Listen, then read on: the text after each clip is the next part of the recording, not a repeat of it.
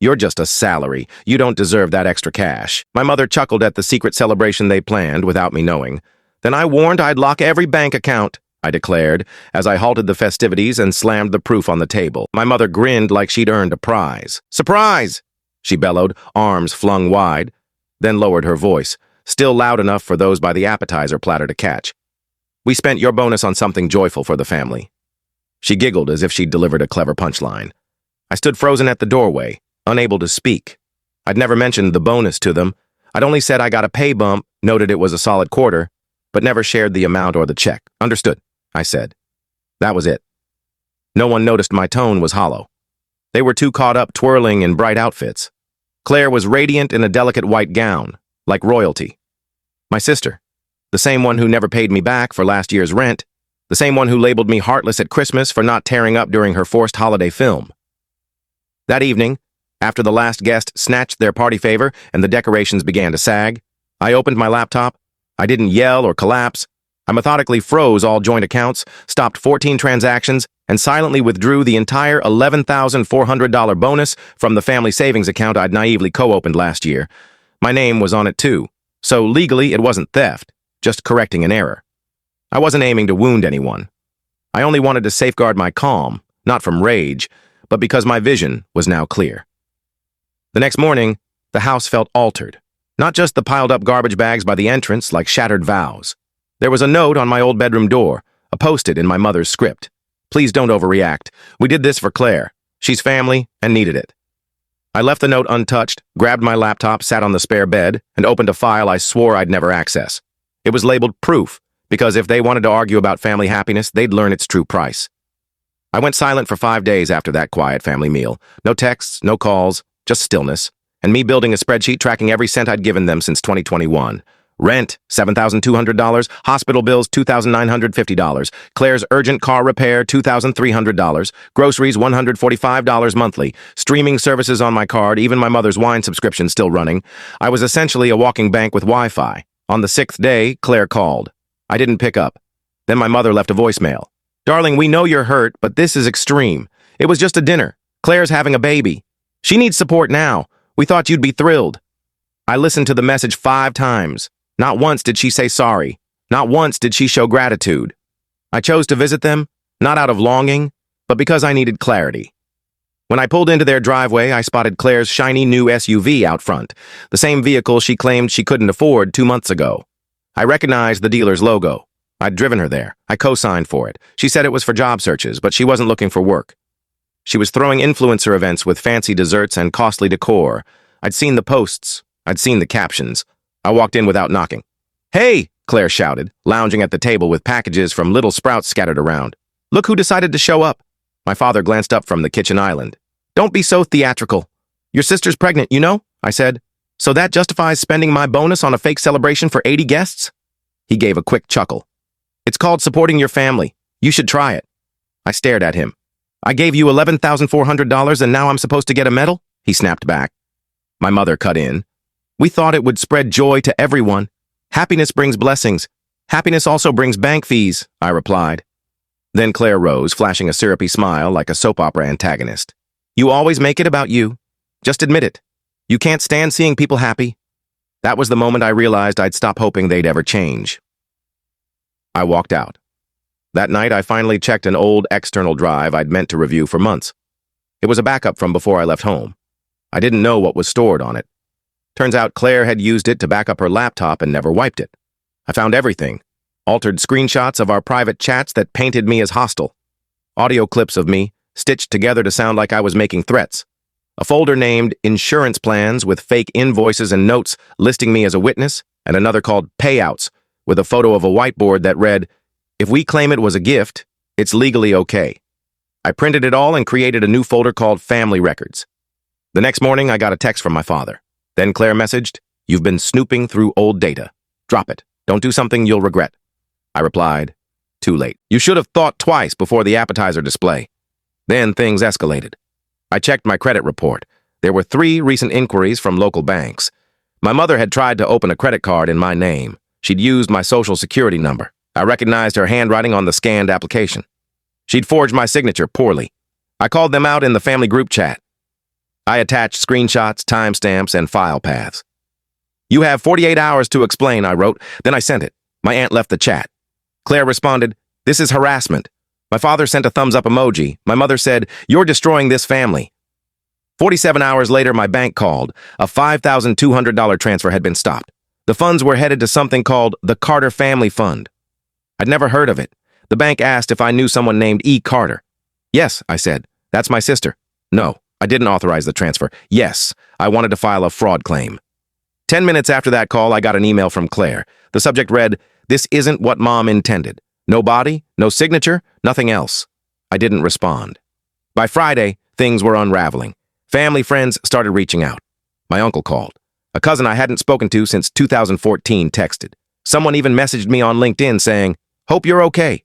Heard some strange stuff." Strange stuff? Like how they used their son's bonus to fund a fake celebration for their scheming daughter? Or how they forged documents in his name? Yeah, that's strange.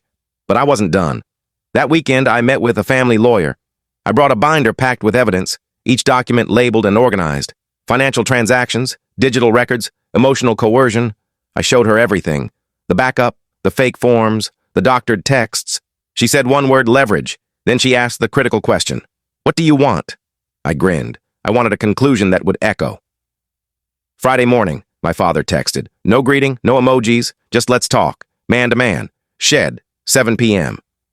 He meant the old workshop behind their house, the one with rusty tools, a flickering bulb, and a faded sign above the window that read, "Work hard or be quiet." I didn't reply. I just showed up.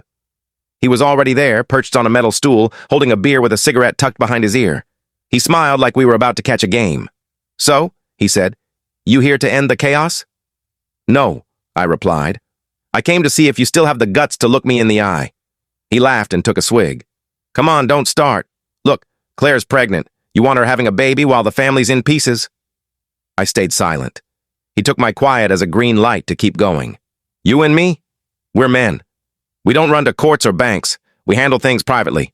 No fuss, no outsiders." Then he added, "Here's the deal. We sort this out, you drop the fraud claim, and maybe, things go back to normal. Sound fair?" I reached into my bag, pulled out my tablet, and set it on the dusty workbench. "No," I said, "but you need to hear this." I tapped play. "He won't even notice. He's weak, easy to predict. Push his buttons and he'll hand over everything." It was his voice from a recorded call with my mother. I'd cleaned the audio, trimmed the silence, and kept just enough venom for him to hear it clearly. His face froze. "That's not what it sounds like," he said. "Sure," I replied. "Here's more." I swiped and pulled up a scanned loan application, filed in my name, in his handwriting, signed with a forged version of my signature. I showed him a browser log with the IP address, session data, and exact timestamp of submission. Then I opened another file, a social media post Claire had shared. She was holding a new tablet, smiling, with the caption, "Got this with my silent partner's guilt payout." He froze mid-sip. "You don't get it," he muttered. "Claire's always needed help. You're the strong one. You've got the tech job, the income, What makes stealing from me okay?" I said evenly. He didn't answer. Instead, I placed a manila folder on the table. It was a copy of the fraud claim. "The original's already with the investigator," I said. "And one more thing." The door creaked open behind us. Marcus stepped in. Claire's ex, the one she always called abusive, manipulative, and toxic. She swore I believed her. "Hey, Daniel," Marcus said calmly. "Time you heard the real story?" He held up a binder and started speaking. He shared details of a fake pregnancy scare, threats Claire made, times she demanded cash or else. He showed plans she'd written, step-by-step guides to ruin his reputation if he ever left her. "She told me you were soft," Marcus said. "But turns out you're the only one in your family with spine." He opened the binder. There were emails, screenshots, voice recordings. One played aloud. "He doesn't even know I used his name on the forms. He'll never catch on. He trusts me." It was Claire's voice, clear, unedited. My father stepped back, pale and wordless. I didn't know," he whispered. "No," I said. "You chose not to know." Then I leaned in and met his gaze. "You've lost me. Not just for now. Not for a week or a month. For good." And I walked out. As I stepped into the crisp evening air, I heard Marcus speak behind me, firm but calm. "By the way, Daniel, if your family comes near me again, I go public by dawn." Something about the house felt different. There was a legal notice pinned to the front door. Sale of co-owned property pending review. It wasn't subtle, not handwritten. It was bold orange and fastened to the frame with purpose. By noon, Claire had called 23 times. My mother left 3 voicemails. She was sobbing in each one. My father sent one text. "You're making a mistake you can't reverse." I didn't reply. Instead, I uploaded a folder named Family Truth Project.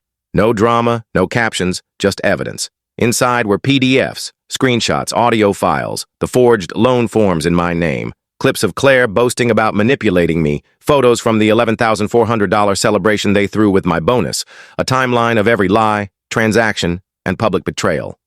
And finally, a letter from the county confirming I'd sold my 50% share of the house to a law firm. They didn't know I still owned half. That was my final ace. They thought I was bluffing. They forgot I learned from them. The fallout hit fast. A neighbor posted a photo of the orange notice on social media with the caption, "Carter House in Chaos." Another wrote, "About time someone stood up to them." That day, I got an email from a local news site. They'd seen the files. They wanted a statement. I gave them one line. "Sometimes you have to dismantle the past to escape its weight." They made it the headline. That night, my mother posted a lengthy tirade online, 7 paragraphs. She called me selfish, said I'd betrayed the family, wrote, "Some people don't get how hard it is to raise kids." She even shared an old photo of me from 2009, braces, acne, shy smile, with the caption, "I raised this kid, and this is how he thanks me." The post got 14 reactions, all from distant relatives. Emma commented, "Sending love, stay strong." I didn't respond, but I did go on LinkedIn and removed every family member from my network. I didn't want their names tied to mine anymore. 3 days later, Claire posted a video online. Her face was pale, her tears perfectly timed. Soft, sad piano music played in the background. She said, "Sometimes people hurt you and call it justice. My brother used to be my closest friend. Now I don't even know who he is." The internet didn't hold back. One user commented, "Isn't this the woman who fakes texts and forged forms?" Another added, "She's why real victims aren't believed." Someone even matched her audio to party photos where she faked being pregnant. The internet did what it does, turned pain into posts, liars into victims, but this time it was right. A week later, Marcus texted me. "She's claiming she's pregnant again, probably another lie." I blocked her. Then he wrote, "You did what was right, man. I wish I had your strength. I didn't feel victorious. I just felt clear. There's a difference. My father stayed silent longer than anyone." Then one day, a letter arrived at my apartment. No sender's address, just a typed page. It said, "You think this is done? It's not. People like you always come back when the quiet gets too loud. You'll return. They always do." He signed it. "The man who raised you." I laughed at that. He didn't raise me. He tried to crush me. What shaped me was the silence, the pretending, the years of holding back while they took every cent and called it care. He didn't create me. He showed me who I'd never be. Soon after, the law firm that owned half the house sent them a formal notice. Buy out the remaining share or vacate in 90 days. A silent partner on a property becomes a problem fast. I forwarded the notice to Claire with one line. "You spent $11,400 on a party. Now handle the taxes," she replied with an emoji. I didn't block her. I didn't care enough anymore. That weekend, I shared one final post, one image, no text. It showed a new sign by my apartment door. Next to the entrance of the workspace I'd built downstairs, it read, "Clear Ledger, Personal Strategy, and Digital Defense." That's the name I picked because if they ever try again, I'll be prepared. And if someone else ends up where I was, I'll help them fight. The funds hit my account on a Thursday, $13,850.60. It came from the sale of the Carter family home. This wasn't a handout. It was owed to me. It took months, forms, hearings, audits, but justice doesn't need to shout. It just needs to be final. The judge delivered the ruling in under 5 minutes. Aunt knowingly falsified financial records using the plaintiff's identity for personal gain. Full repayment is ordered, plus penalties and legal fees. My father didn't show up to the final hearing. He sent a note through his attorney. "This is a vendetta. I'm not engaging." Claire sat quietly in the back, head down, lips pursed. No tears this time, just stillness. My mother watched the ruling like she expected someone to stop it. No one did. The next morning, a for sale sign appeared in the front yard. A week later, new owners moved in. They ripped out the rose bushes, replaced the mailbox, and painted the shutters dark. It didn't feel like a home anymore. It felt like a clean slate. That day, my lawyer called. "The funds are transferred. You'll get confirmation soon. Also, they're legally barred from contacting you. If they try, call me first." I thanked her. She said, "I've seen many family disputes, but never one where the son kept it this precise." I didn't reply. There was nothing left to say. That evening, I sat on the floor of my new office, polished wood, silent, no mess. Earlier, my business sign had arrived. I opened the box slowly, lifted the layers, and read it carefully. Clear ledger, strategic recovery, and risk defense. And below, never again means never again. I wasn't seeking vengeance. I was choosing calm. I mounted the sign myself, drilled the holes, secured it. No one assisted, and honestly, no one ever had. 7 days later, a note arrived at my old P.O. box. The handwriting was sloppy, the paper ripped. It said, "You've made your point. We lost the house. Claire is struggling. Your mother's health is failing. If any part of you still cares about family, call us." I slipped the note back into the envelope, taped it shut, and fed it to the shredder. That day, I visited a local credit union and closed the last joint account I had with them. The clerk asked, "Are you certain? Once it's done, there's no undoing it." I nodded. "That's exactly what I need." She slid a folder across the desk. "This is the closure form." I signed without pause. Then I handed her a printed notice. "Please notify all cardholders this account is terminated. Future charges will be declined." The next day, Claire tried a $128.49 purchase at a baby store. The payment was rejected. She tried again, declined firmly. That's when she texted, "I'll pay you back. I'll return everything if you stop this." I replied with a figure. $2,180.75 in a sentence. "The debt is yours now." She never texted again. They didn't repay the full amount. What they paid came because the court forced them, but the money wasn't the real win. The true victory was the quiet. No more unexpected calls, no more guilt disguised as obligation, no more being their crisis lifeline. They wielded family ties like a weapon, but I let go of the part of me that craved their acceptance. That Friday, I changed my phone number. Only 3 people got the new one. The old number was still tied to the shared streaming account, one my mother forgot to remove. I left it there. Let her sit on the sofa and see the message. This profile is no longer active. Let her wonder who I am now. The last thing I did was donate $2,400 from the court settlement to a charity helping adults exploited financially by family. No fanfare, no online post.